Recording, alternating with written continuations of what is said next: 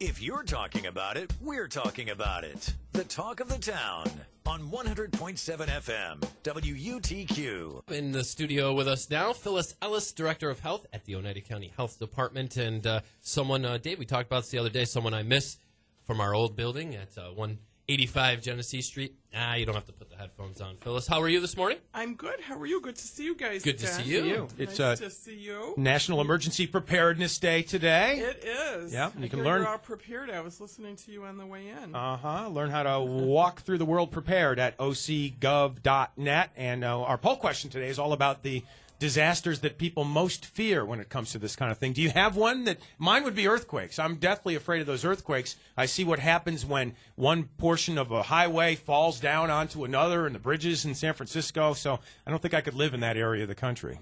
I think we're lucky. I think in this community we don't have those kind of things, but we have a lot of natural disasters. Obviously flooding, ice storms, the things that could affect your power and those things like that. So how important is it to be prepared? And give us some tips and ideas on how to be prepared. Well, obviously, the most important thing is to have yourself and your family prepared for whatever type of unusual event that could occur. And one of the things today I think that we'd like to focus on is the fact that we're releasing the new Walk the World Prepared videos on ocgov.net if you /health. And if you go on those videos, obviously one's in English, but we've just finished and completed 7 different languages. Sure, as you know, our Bosnian, community Arabic, has a large refugee population, and we've worked with our Resource Center for Refugees in Miami to develop and screen and assure that we have the same video information related in those languages so that we can make sure our whole community is working with us on preparedness. So back to what do you do to get yourself prepared and your family prepared? Obviously make a plan. What would you do if whatever incident occurred? How would you get out of your home? How would you shelter in your home if you had to stay? And what do you need in your home or to take with you if you needed to be sheltered in place or leave for at least 3 days? Emergency generator. Emergency generator would be wonderful, especially for your food in your fridge. Some of the things to think about that you probably don't think about are if you were home or without power or had to leave your home, do you have enough food and water, things that are in non-perishable items, obviously a can opener in your bag so that you can use those items. But other things like medication that you take, do you have a 3-day supply at least until you can get to a pharmacy or get a new prescription? Do you have flashlight and batteries, a crank radio? And some of the radios obviously have information on news and weather, but they can also allow you to charge your cell phone from there. So it's also important to get one of those and keep that in your home. Your glasses, your prescriptions, children's vital information, their immunization status, and those important papers that you always say, where is that? Where did I put it? Keep a copy in a plastic bag in your kit so that if you had to leave in an emergency, you would have those kind of important information with you. Those are all great things that you don't really think about. A lot of times you go back to the initial things that you mentioned, the food, the water, the flashlight, but you don't think about those things. Think about your pets. If you had to take off with your pet or stay home with your pet, do you have food?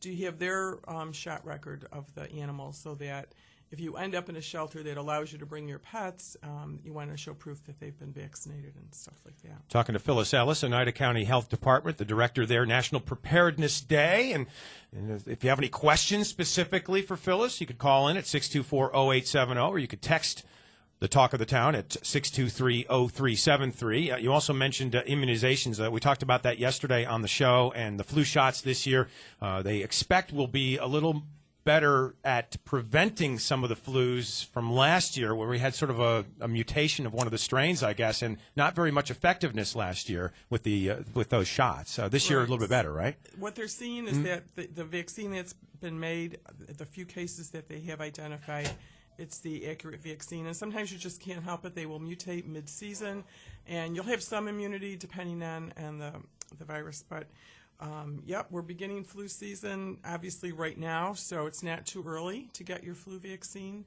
right now through, spring. So We have obviously walk-in clinics at the Oneida County Health Department in Utica and Rome. And again, those are on our website at ocgov.net under health.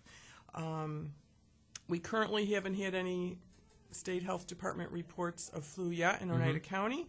And there's no way to predict how long the season's going to go and how severe it'll be. And is there a normal season? I know there's a hurricane season. Is there a normal season for the flu? Do you find that certain months are more prevalent than others when it comes to contracting flus? Early is October, late is May. So people say, oh, I didn't get my flu shot, and it's like January. Is it too late? No, still got it. But if you can get it now, it's never too early. Either at your provider's office, many of the pharmacies have them, or obviously we can offer them as well. And what happens, how often do people contract a flu and then get it again or get another strain? So what if someone has already had the flu once? Does that prevent them from getting a shot at that point? No, because it might have been a different strain as well. Yes, yeah. No, unless you have a contraindication for your health reasons that your physician tells you or your provider doesn't recommend you to have a flu shot. Anyone over 6 months of age should have them, especially those with chronic illnesses that would be more severely ill if they contracted the flu, or young children, obviously, or those that are over 65. Phyllis, just getting back to some of the prep stuff here, looking through a couple questions and things that, just trying to be diligent, I guess. And, a good point that's being made here is you don't think of this because a lot of times if you have an emergency, you think of emergency response. And during a lot of these incidents, maybe a flood, those folks, emergency response, they may be overwhelmed with a lot of these calls. So something that, I didn't really think about, but I think is a good idea. How about talking with your neighbors and coming up with a plan with them as well? So you're organized together and maybe you can work together. Is that an idea? Absolutely. And the other important thing to plan for and to think about is, who outside of your area is your contact person. If everybody's affected in your certain community and you had to leave, you're not going to be able to relocate in that community. So if you have friends or family in outlying areas, make them aware that, they're the key person, keep their phone number handy, that you might have to leave your home and meet them at a different location. And is there an idea that a time frame throughout the year, how many times that you should go over your plan with your family or when you should check it? There's no set time, but if you have young children and you want to reinforce it, at least every few months, talk about if you hit a flood in your home and you all ran out, where would you meet? What's your meeting place? Would you go to a neighbor? Where would you all reconvene to get to? What would you grab and take with you, and where is it so everybody knows? The other thing people talk about, and a lot of times it's in bigger communities if you're commuting for work and that kind of thing, and you might not be able to get back to your home to get your kit. To some people have one in their car, a sort of a mini kit, and or one at work. So if you had to evacuate work and go meet your family somewhere, you'd have something with you. Make sure smoke alarms are obviously up to date and working too. Oh, obviously, it's always good advice. Smoke alarms and making sure their batteries, or if they're those type that have to be changed, change them when you change your clocks is kind of the rule. And we work closely with our emergency services and our in our community and our county. So on our website there's a downloadable book to talk about plan and make your kit and all that, but there's also a download that you can actually put in your information. It's called the Oneida County Family Preparedness Planner. So you can put all your important information in there and either keep it on a disc or download it and keep it in a bag in your kit. So there's a lot of great resources on the website, and if anybody has any questions, our phone number's on there as well to give us a call. Great. Phyllis from the Oneida County Health Department. Very apropos that we have Jill Reel on the phone right now, our weathercaster from KTV, and of course that plays a large role in preparing for emergencies. Jill, welcome to the show. Say hi to Phyllis. Hi, Hello, Jill. Phyllis. How you doing today, Jill? The Emergency Preparedness Day here, and we're making sure you can walk through the world prepared at ocgov.net. Do you find that there are some weather situations that would cause emergencies like this? And are we headed for any with the current weather pattern we're existing in right now? As of right now, no. But always when we have like a flash flood watch or a flood watch and you're in the flood-prone area that your area gets flooded a lot, you should always prepare, get the sandbags out, make the proper precautions just in case it does happen. All right, but we haven't had that much rain. It's just sort of been a steady rain, but not that heavy, right?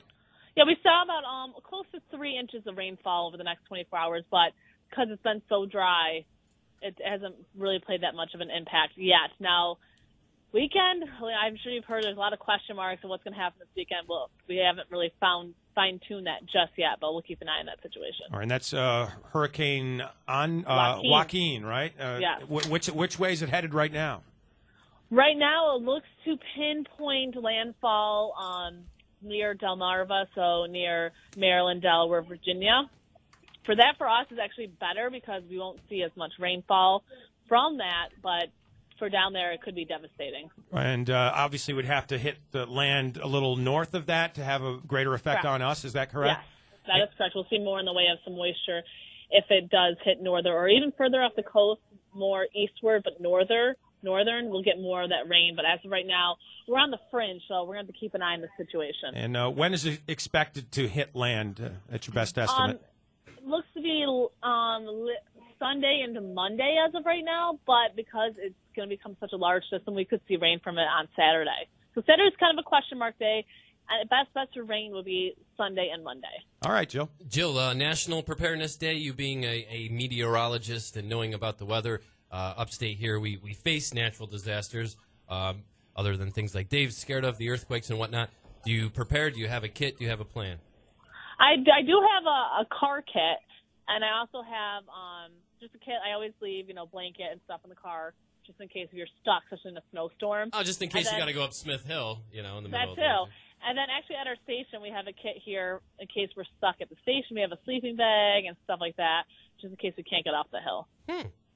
All right. Well, and always got to have the flashlight and candles ready, no matter what. Very good. Jill, thanks for the report, as always. Yes. KTV's meteorologist Jill Reel on the show, and Phyllis Ellis, the director of the Oneida County Health Department. Phyllis, thanks for coming in today, and best of luck. Will you get a large number of calls today because of today's Thank date? you. Well, we'll be there. If anybody has any questions, just give us a call. All right. Very good. Thanks for having us. It's the Talk of the Town at 100.7 FM WUTQ. We'll be right back.